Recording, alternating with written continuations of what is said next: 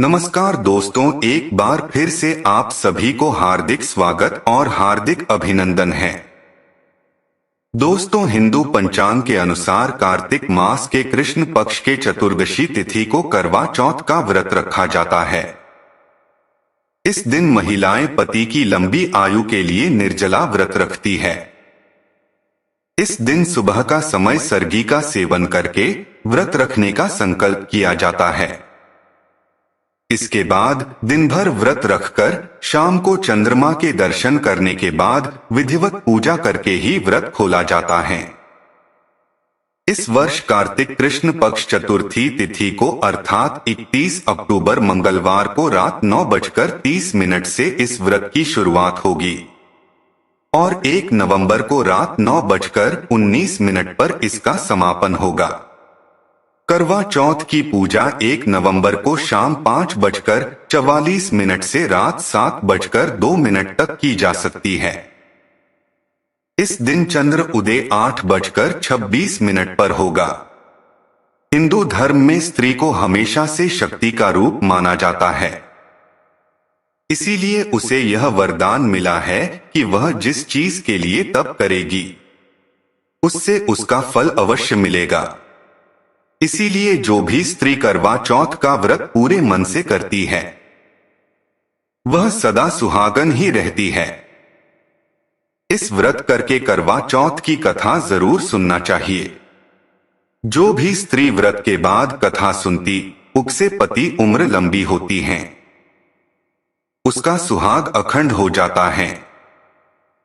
दोस्तों, अब मैं करवा चौथ की कहानी सुनाने जा रहा हूं। आप इस कहानी को प्रेम पूर्वक सुनिएगा। एक साहूकार के 7 लड़के और एक लड़की थी। एक बार कार्तिक मास की कृष्ण पक्ष की चतुर्थी तिथि को सेठानी सहित उसकी 7 बहुएं और उसकी बेटी ने भी करवा चौथ का व्रत रखा। रात्रि के समय जब साहूकार के सभी लड़के भोजन करने बैठे तो उन्होंने अपनी बहन से भी भोजन कर लेने को कहा। इस पर बहन ने कहा, भाई अभी चांद नहीं निकला है। चांद के निकलने पर उसे अर्घ्य देकर ही मैं आज भोजन करूंगी। साहूकार के बेटे अपनी बहन से बहुत प्रेम करते थे।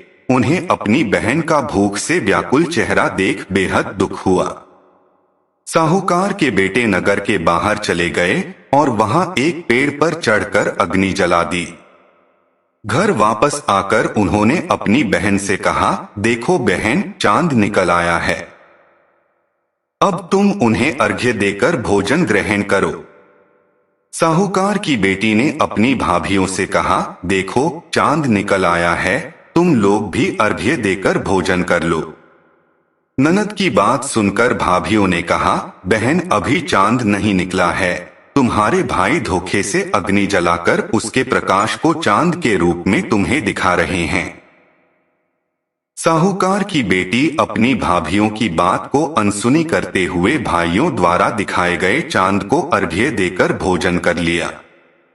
इस प्रकार करवा चौथ का व्रत भंग करने के कारण विघ्नहर्ता भगवान श्री गणेश साहूकार की लड़की पर अप्रसन्न हो गए। गणेश जी की अप्रसन्नता के कारण उस लड़की का पति बीमार पड़ गया और घर में बचा हुआ सारा धन उसकी बीमारी में लग गया। साहूकार की बेटी को जब अपने किए हुए दोषों का पता लगा तो उसे बहुत पश्चाताप हुआ।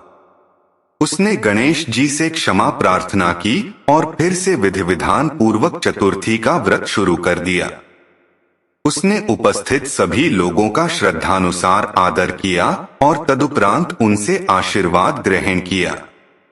इस प्रकार उस लड़की के श्रद्धा भक्ति को देखकर एकदंत भगवान गणेश जी उस पर प्रसन्न हो गए और उसके पति को जीवनदान प्रदान किया। उसे सभी प्रकार के रोगों से मुक्त करके धन, संपत्ति और वैभव से युक्त कर दिया। उम्मीद करता हूं आपको यह वीडियो पसंद आया होगा। जल्दी वीडियो अच्छा लगा है तो लाइक करें और अपने परिवारजनों के साथ शेयर करें। आप सभी का धन्यवाद है।